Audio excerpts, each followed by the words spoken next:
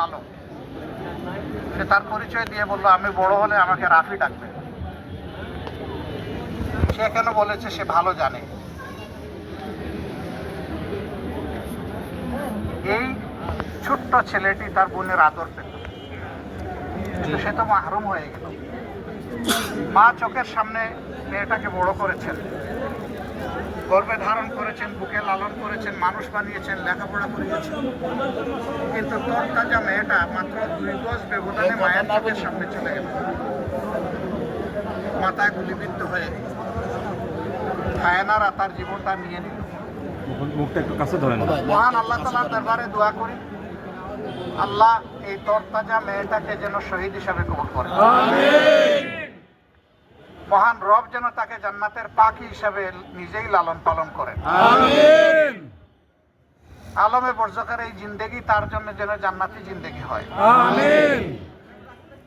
ইয়াউমাল কিয়ামায় যখন মাবুদের সামনে আমরা সবাই দাঁড়াবো ভীত সন্ত্রস্ত অবস্থায়, শহীদরা তখন দাঁড়াবে হাসি মুখে। সেই সময় সে যেন তার মা বাবা ভাই বোন আপনজন প্রিয়জনের জন্য আল্লাহর দরবারে সুপারিশ করার সুযোগ পায়। হে আল্লাহ, তারাই তো বুকে গর্বে উদরে আমাকে বড় করেছেন, লালন পালন করেছেন, তোমার মায়ার জান্নাতে আমার সাথে তাদেরকেও দাও। সেই জন্য আল্লাহর দরবারে এই আরজটা করতে পারি। আল্লাহুম্মা আমিন।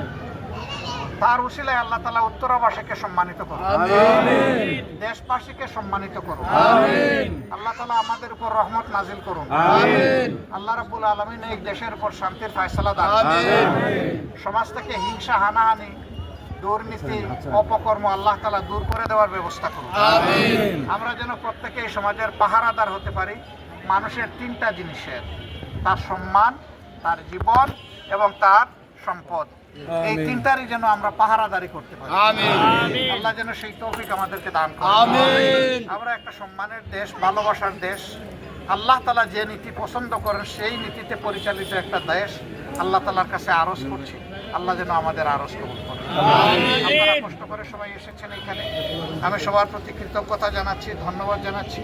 আল্লাহ রাব্বুল আলামিন আপনাদের হায়াতে, সিহাতে, ইজ্জতে, ইলমে, আমলে, রিজিকে আল্লাহ তাআলা অফুরন্ত বারাকা দান করুন।